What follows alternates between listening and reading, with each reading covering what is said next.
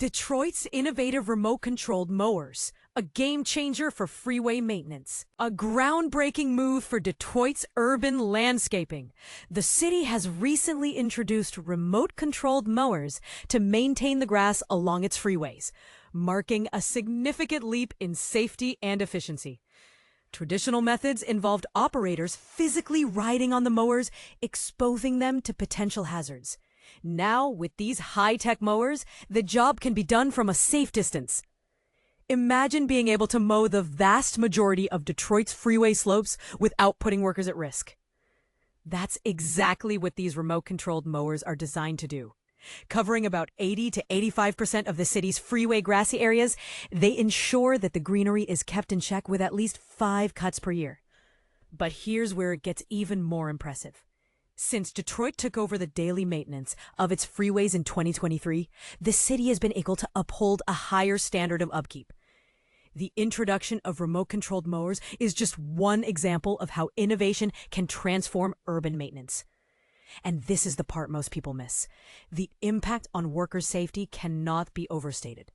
For seasoned professionals like Payne from Payne Landscaping, who has been cutting grass along freeways for over 2 decades, the shift to remote-controlled mowers is not just a step up, it's a game changer.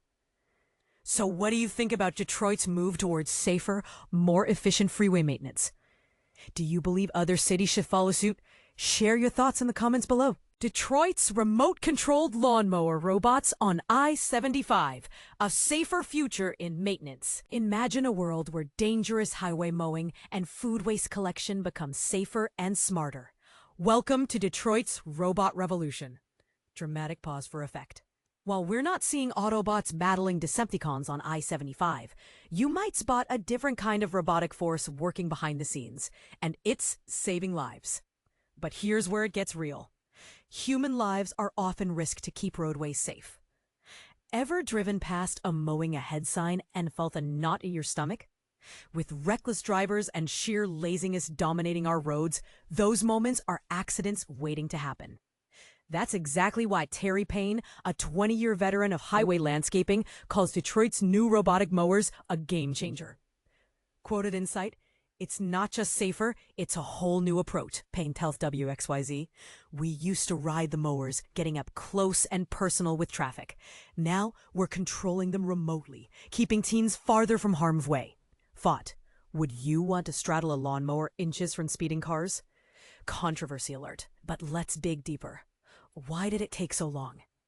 The state claims 80% of Detroit's highways have sloped grassy areas, a setup that's both awkward and perilous. Picture a human operator wrestling a heavy machine that's partially sliding down an embankment. Robots, on the other hand, can adjust to terrain with precision. And this is the part most people miss. Safety isn't just about avoiding immediate accidents. It's about long-term risks. Repeated exposure to unstable mowing conditions increases health risks and insurance costs. By deploying these robots, Detroit might be quietly rewriting workplace safety protocols across America. Switch gears dramatically. Meanwhile, downtown Detroit is testing another type of autonomous hero, Penny Pipap, a slow-moving robot tackling food waste. At 3 miles per hour, it's no speed demon, but that's the point. This eco-friendly bot zips between restaurants, collecting scraps for composting, all while navigating sidewalks. With a single charge lasting 2 to 3 miles, it currently serves San Marino, but organizers hope to expand. Thou's thought-provoking question. So here's the debate. Are robots the best solution for human safety challenges, or should we redesign infrastructure instead? While Detroit embraces tech, critics might argue that better highway barriers or reflective gear could prevent accidents without replacing lurkers. And finally, a twist. What happens when these robots malfunction or get hacked? As our reliance on automation grows, we'll need to address new vulnerabilities. Detroit's approach shows boldness, but is it the blueprint others will follow? So, which side are you on? Do robots deserve a permanent place in public works, or should we focus on improving human protections first? Let's hear your take in the comments.